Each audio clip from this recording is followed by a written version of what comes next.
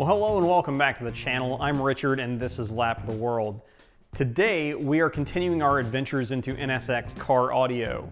When we last left this situation, I was fairly disappointed. I had just reinstalled my newly refurbished speaker amps into their individual enclosures, put those back in the car, turned the switch on, and got crickets. Well, not crickets, but obnoxious static and weird clicking from a relay in the front of the car. After some troubleshooting, kind of recapping here, after some troubleshooting with Brian K from NSX Repair, we kind of ascertained that the most likely suspect was that the head unit had now gone. So, I was exploring options for potentially replacing it or working around it somehow when we last left. But in the meantime, I thought, okay, hey, before I pronounce the head unit completely dead, there is one last test I want to run. Unfortunately, that test involves removing the head unit. So, 3 steps back to take 1 step forward, but it's something I think needs to be done considering the potential expense that could be incurred with replacing it if that's the direction I wanted to go. So let's go pull that sucker out of the car and see what we're working with.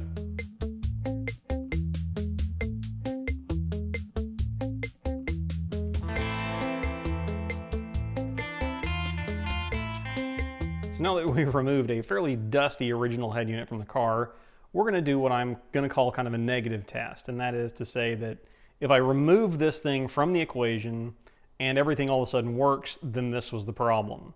Now to accomplish that, I obviously need a substitute for a head unit, so what I did was I gambled $20 on this probably terrible and awfully cheap item from Amazon. It was like $19.99 shipped. But it will accomplish the goal. It has appropriate outputs, and I can get it to talk to the factory Bose speakers by way of a wiring harness adapter that I got from Science of Speed. Now this was $30, but this is something that I could potentially use in an eventual replacement situation, so this is more of an investment, whereas this is more of a gamble. Now before anybody says anything, the household wire nuts are purely a temporary solution, because I may want to disassemble this from this dongle, which came with this head unit, and reuse it with a different head unit down the road if that's the direction that I go. So I didn't want to put something on here that was going to be really difficult to disassemble. Obviously I would use something more appropriate, car audio appropriate, from a connector standpoint if I do go that direction, so don't hate me in the meantime. But let's take this over to the car and see what we've got.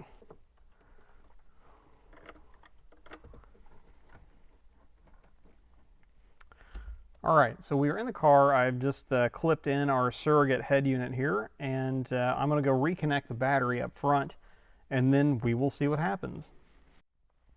All right, so with the battery reconnected, I'm going to actually plug into the aux port here, and we'll turn the turn this on to accessory, turn this on. That's kind of what I expected. Let's go to, get this going here. Let's get to mode, switch to aux. Okay. Apologies for the beeping of the car door alarm, but we have noise, but it's only noise coming from the passenger door speaker. There's no noise from the driver's door speaker or the driver's foot, or the passenger footwell rather. Okay, hang on. Turn that off so I can talk. So, story right now is the passenger door works, driver's door and footwell are still dead. Right now the rear center channel is not installed, so I'm not worried about that right now. Okay, so where does that leave us? Well, crap. It's where it leaves us. Now we just need to figure out what is the problem. So if we assume that the amps are good, there's a question about the wiring and the rest of the car, and I guess the speaker drivers themselves. I think what I can do at this point, though, is I can swap. They use the same connector, so what I'm going to do now is I'm actually going to swap the door speaker, the left door speaker, and hook it up to the right door channel, and then test it again and see what happens then.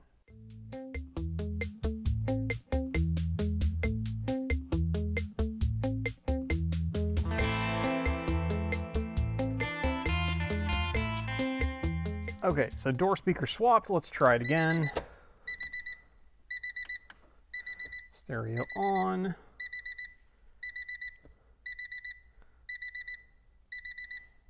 Nothing.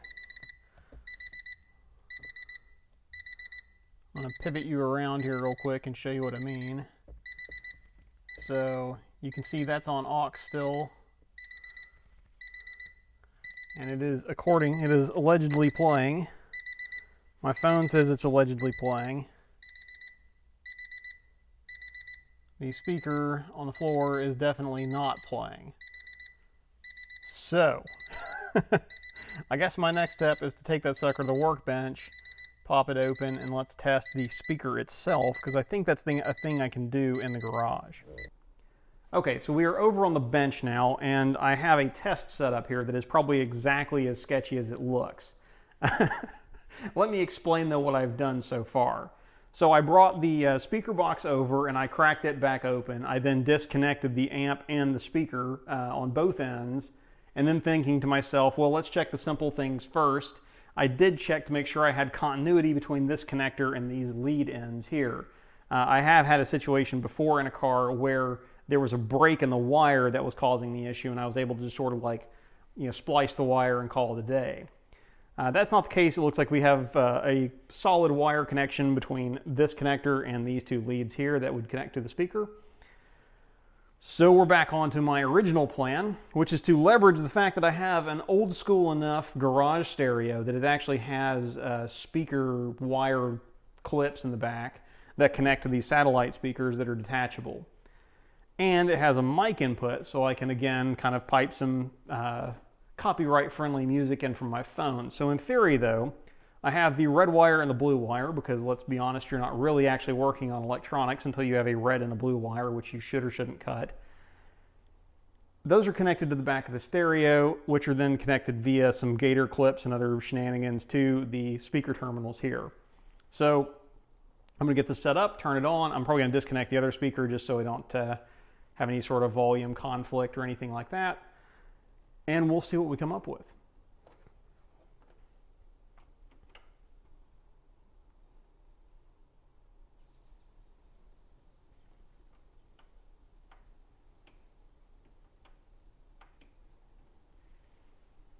Well, all right.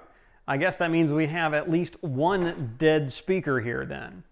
So, kind of reinforces my confidence that the amps are now good to go, but it's just kind of all this weird, you got to have a sense of humor about it, because sometimes things just can't be easy. So I had these speakers pack up apparently about the same time that the head unit died, which happened very shortly after the amp started acting up.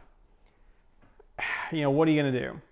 What I am actually going to do right now is I'm going to pull the footwell speaker out of the passenger side. I didn't bolt anything down. I'm glad I did this ahead of time, or reassemble anything around it. So I'm going to just disconnect it and pull it over to the bench. I'm going to test its speaker in the same manner. And then once that's done, we will kind of discuss where we are as far as a course of action going forward from here. Well, for better or worse, the footwell speaker also failed the same test. I'm not laughing with me, I'm laughing at me. Or the other, whatever. Yeah, sometimes you just got to have a sense of humor about things. It can't be easy, but this is the reality. We're going to continue exploring our options here then. My ideal, I think, in this case with the speakers, I don't know. I need to do some research. My hope is I can either get away with a cheap option of maybe picking up some secondhand speakers from somebody who's upgraded their stereo, or cross-reference the part number, maybe find something on eBay that will just bolt straight in and let me get right back to it.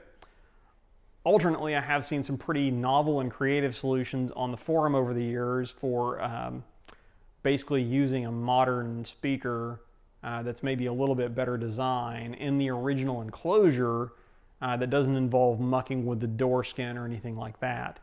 So, I'll see what I come up with. If again, as usual and as always, you guys have been very helpful. If you have any ideas on this front, please leave them in the comments below. I'm going to leave it there for today.